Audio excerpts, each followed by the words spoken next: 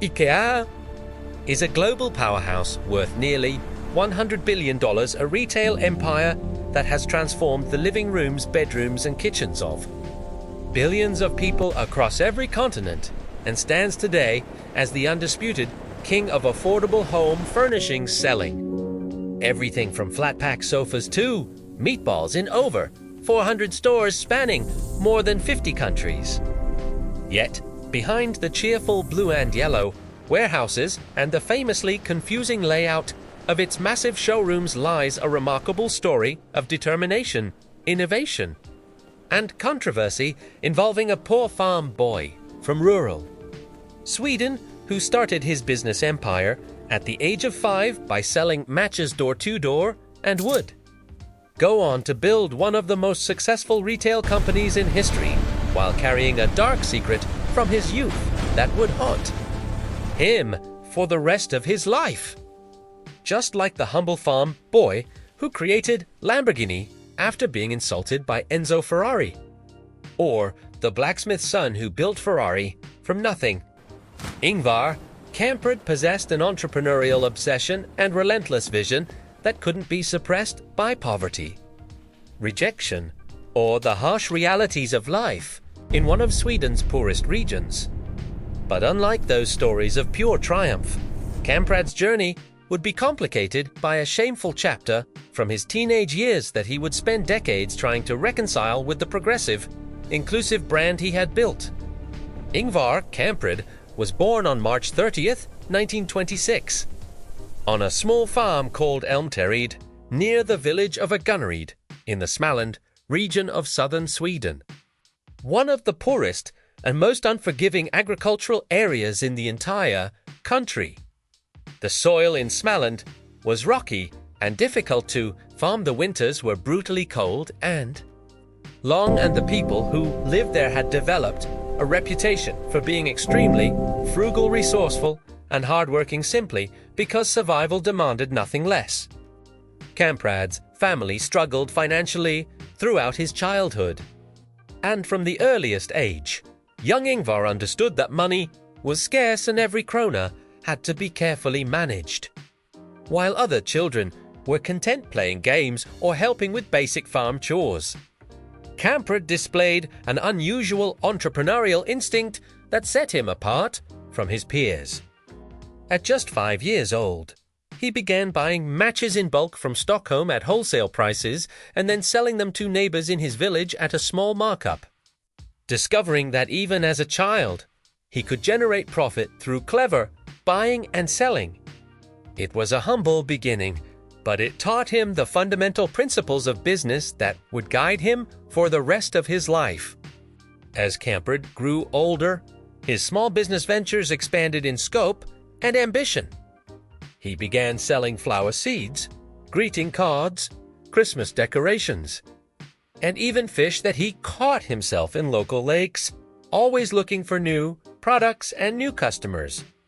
By his early teenage years, Kamprad had saved up a modest amount of money from these various enterprises, and when he turned 17 in 1943, his father rewarded him for his excellent grades in school with a small financial gift. Kamprad immediately used this money to officially register his own company, which he named IKEA, an acronym formed from his initials. Ingvar Kamprad combined with Elmteryd, the name of his family farm, and Agunnaryd, the name of his village. At the time, IKEA was nothing more than a small mail-order business operating out of his family's home, selling pens, wallets, picture frames, watches, jewelry, and various other small items that Kamprad could source cheaply and resell at competitive prices through advertisements in local newspapers. For the first few years, the business remained small and relatively insignificant.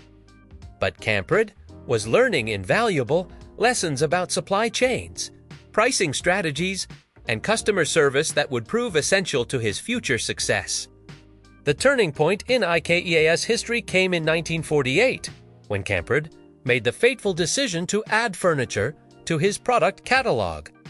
At the time, the Swedish furniture market was dominated by a powerful cartel of established manufacturers and retailers who kept prices artificially high through exclusive agreements and coordinated pricing, making quality furniture a luxury that only wealthy families could afford.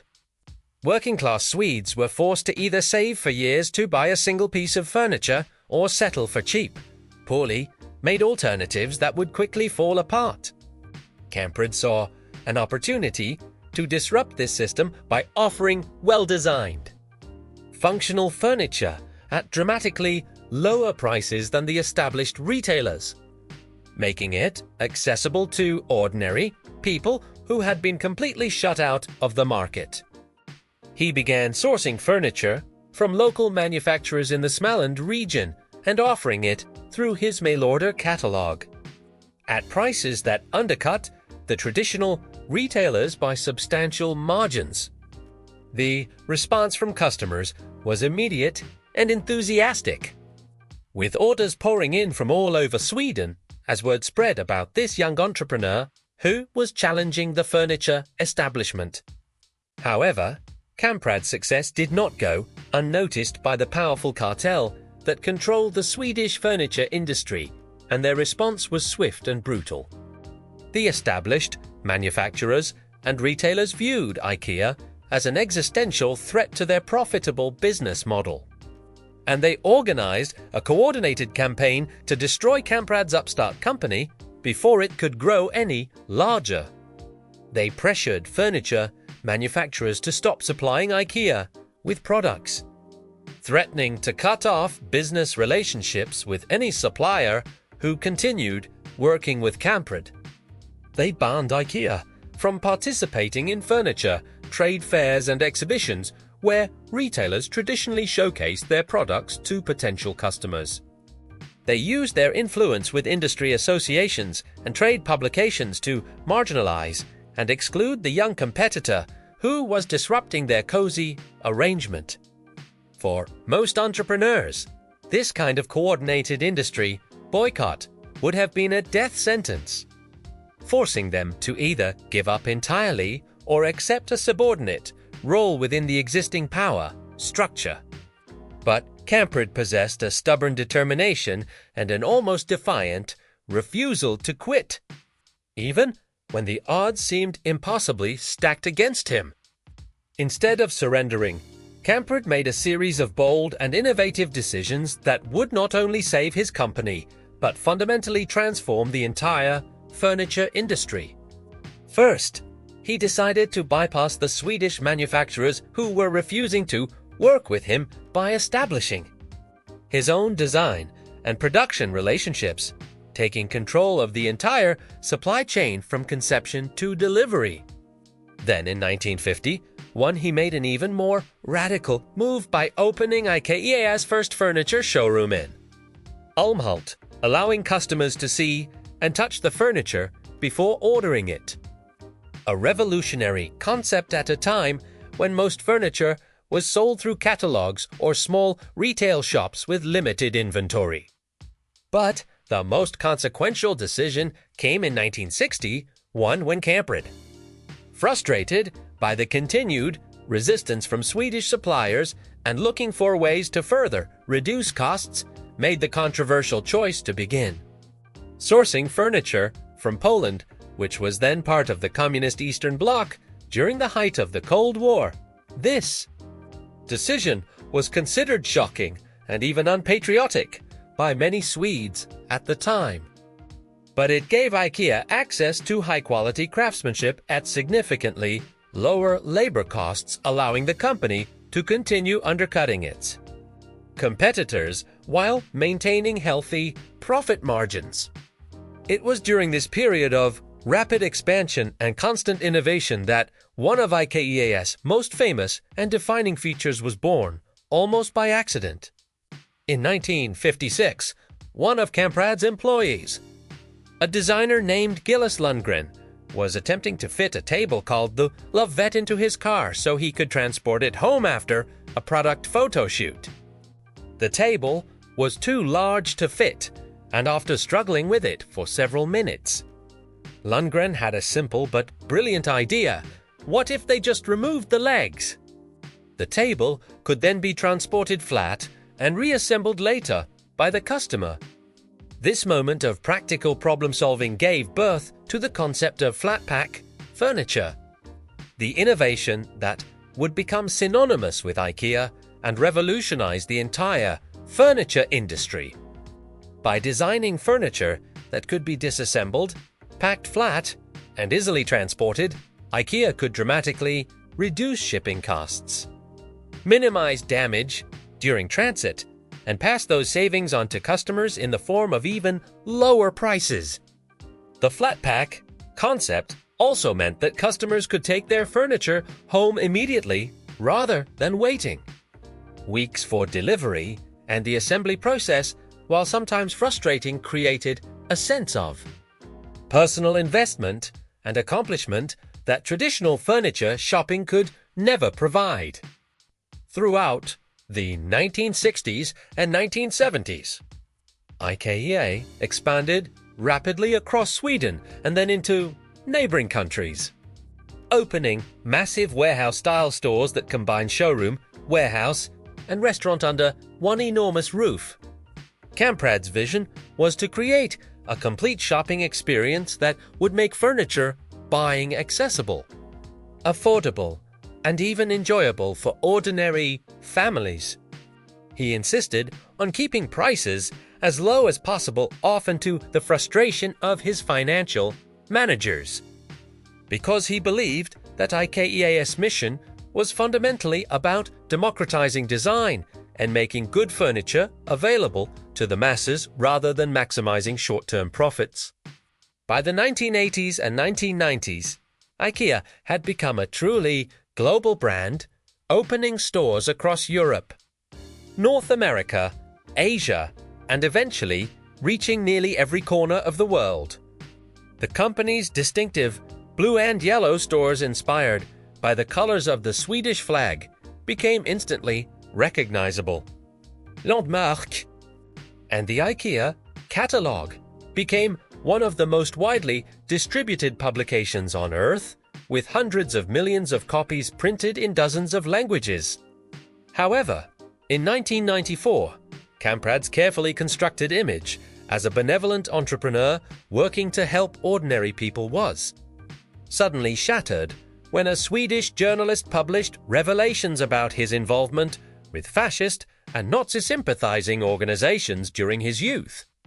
The investigation revealed that between 1942 and 1945, during his teenage years, Kamprad had been an active member of Svensk Socialistisk Samling, a Swedish fascist party, and had maintained a close personal friendship with its leader, Per Engdahl, well into the 1950s. The revelations were shocking and deeply embarrassing for both Kamprad personally and for IKEA as a company that had built its brand around progressive values and inclusivity. Kamprad initially responded with a letter to IKEA employees in which he expressed deep regret, calling his youthful involvement with these groups the greatest mistake of my life, and acknowledging that there was no excuse for his actions regardless of his age at the time. He explained that he had been a naive and foolish teenager who was drawn to extremist politics during a confusing and turbulent period. But he took full responsibility for those choices and the pain they had caused. The controversy raised difficult questions about how society should judge actions taken during youth, particularly when those actions involved support for ideologies responsible for tremendous human suffering, and whether decades of subsequent good behavior and philanthropy could ever fully redeem such mistakes. Kamprad spent the remaining years of his life working to support causes related to tolerance, education, and social welfare, and the IKEA Foundation became one of the largest charitable organizations in the world, donating billions to combat poverty and support refugees and displaced persons. Many believed that Kamprad's remorse was genuine and that he had spent his adult life trying to atone for his teenage eras, while others argued that no amount of philanthropy could erase the stain of his early associations with fascism. Despite the controversy, IKEA continued to grow and prosper, and Kamprad remained actively involved in the company's operations well into his 80s, though he had officially stepped down from management roles decades earlier. He was famous for his extreme frugality, reportedly driving a decades-old Volvo, flying economy class on commercial airlines, and shopping for clothes at flea markets, embodying the same thrifty Smaland values that had shaped his childhood. When Kamprad died in January 2018 at the age of 91, he was one of the wealthiest individuals in the world, with estimates of his fortune ranging from $40 to $60 billion, though the exact figure remained unclear due to IKEA's complex ownership structure through various foundations and holding companies.